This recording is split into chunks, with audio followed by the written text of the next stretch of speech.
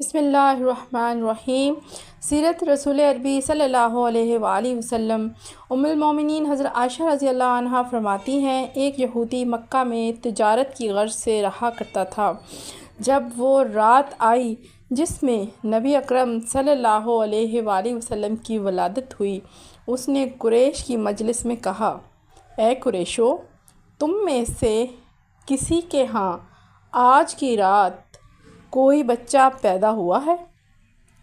انہوں نے کہا، نہیں، خدا کی قسم ہمیں کچھ معلوم نہیں ہے۔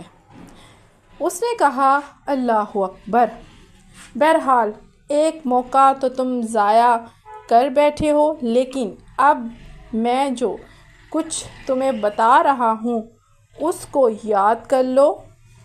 اس رات اس آخری امت کا نبی پیدا ہوا ہے۔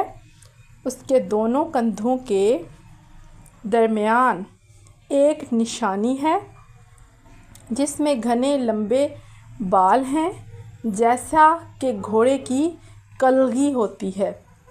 وہ 2 راتیں دودھ نہیں پیے گا، کیونکہ ایک جن نے اپنی 2 انگلیاں اس کے منہ میں ڈال رکھی ہیں، جس کی وجہ سے وہ دودھ نہیں پی سکتا۔ سبحان اللہ۔ لوگ اس مجلس سے نکلے تو اس یہودی کی گفتگو اور جو اس نے خبر سنائی اس پر حیران ہو رہے تھے۔ جب یہ لوگ اپنے اپنے گھروں کو گئے تو سب نے اپنے گھر والوں کو یہ خبر سنائی، تو انہوں نے ان کو بتایا کہ عبداللہ بن عبد المطلب رضی اللہ عنہ کے ہاں ایک بچہ پیدا ہوا ہے۔ اس کا نام انہوں نے محمد صلی اللہ علیہ وآلہ وسلم رکھا ہے۔ پھر لوگ ایک دوسرے سے ملے اور بولے، کیا تم نے یہودی کی بات سنی ہے؟ اور کیا تمہیں اس نو مولود کی ولادت کا پتہ چلا ہے؟ یہ سب لوگ یہودی کے پاس آئے اور اس کو بتایا کہ وہ بچہ پیدا ہو چکا ہے۔ اس نے کہا، مجھے بھی وہاں لے چلو، میں بھی اس کی زیارت کرنا چاہتا ہوں۔ تو لوگ اس کو ہمراہ لے کر حضرت آمنہ رضی اللہ عنہا کے گھر جا پہنچے اور حضرت آمنہ رضی اللہ عنہا سے کہا، یہ بچہ ہمیں دکھائیں۔ انہوں نے حضور صلی اللہ علیہ وآلہ وسلم کو ان کے سامنے کر دیا۔ انہوں نے آپ کی پشت مبارک سے کپڑا ہٹایا تو اس نے مہر نبوت کی زیارت کر لی، تو وہ یہودی غش کھا کر گر گیا۔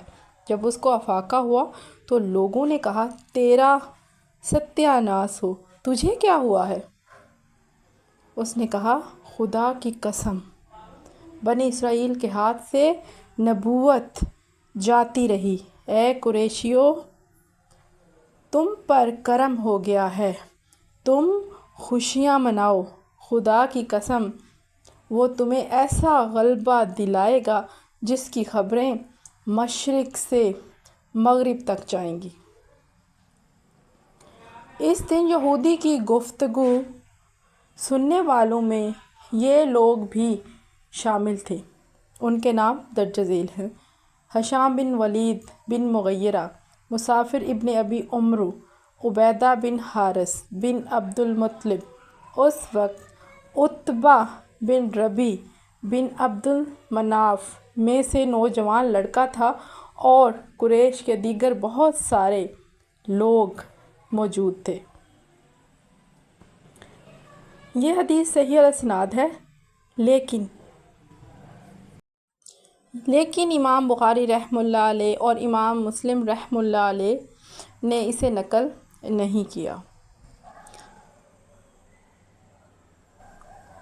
المستدرک حکیم 4177۔